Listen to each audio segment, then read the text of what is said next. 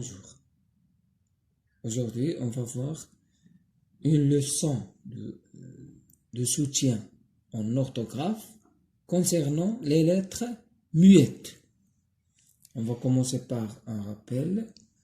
Alors, dans certains mots, il existe des lettres qui ne se prononcent pas. Ce sont des lettres muettes. Ça veut dire des lettres qu'on voit écrites dans le mot, mais qu'on ne lit pas, qu'on ne prononce pas. On va voir des exemples. Hélicoptère, rhume, cacahuète, un chat, une noix, compter, dans, sans, beaucoup, furieux.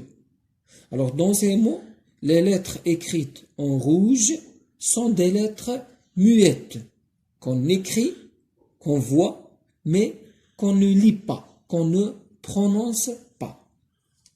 Dans les mots hélicoptère, rhume, cacahuète, la lettre muette c'est H. Dans le mot chat, la lettre muette c'est T. Dans le mot noix, la lettre muette c'est X. Dans le mot compter, la lettre muette c'est P. Dans le mot dans, la lettre muette c'est T.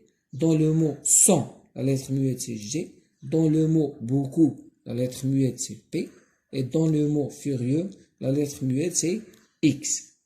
Alors, comme vous pouvez le constater, les lettres muettes peuvent être placées au début du mot, comme dans le mot hélicoptère, au milieu du mot, comme dans le mot cacahuète et compter, ou bien à la fin du mot, comme dans le mot dans.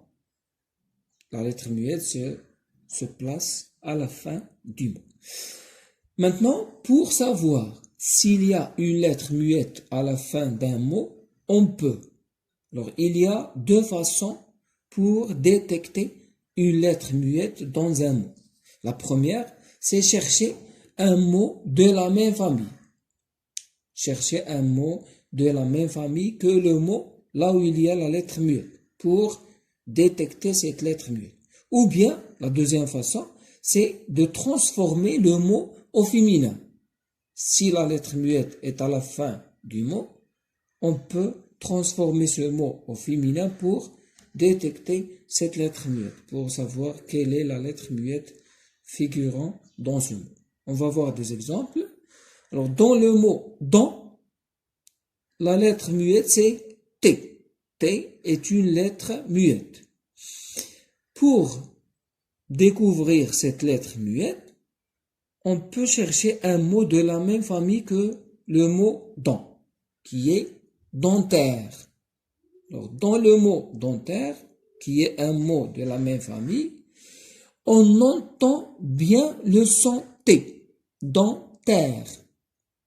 Alors, puisqu'on a entendu le son T, la lettre muette, ça doit être T, ici.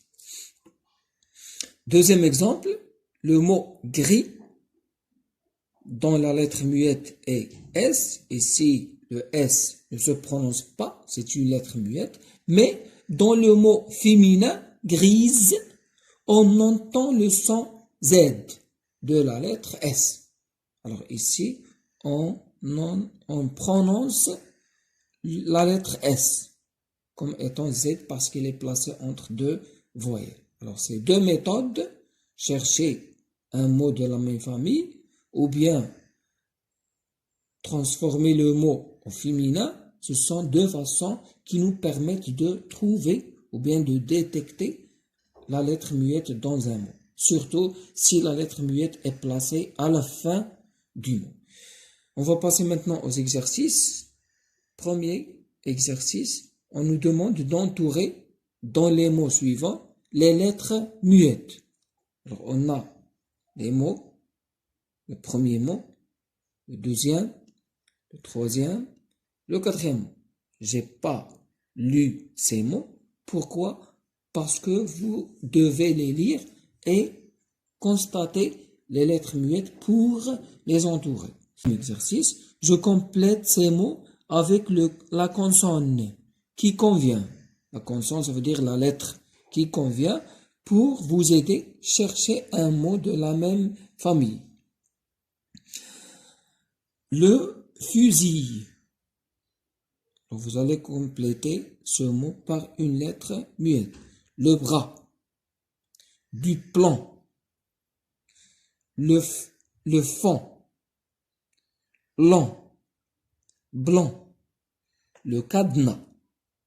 Alors, ces mots, vous allez les compléter par la consonne, par la lettre muette qui convient. Pour choisir la bonne lettre, ou bien la bonne consonne, il faut chercher des mots de la même famille que ceux-ci pour vous aider à exécuter cet exercice.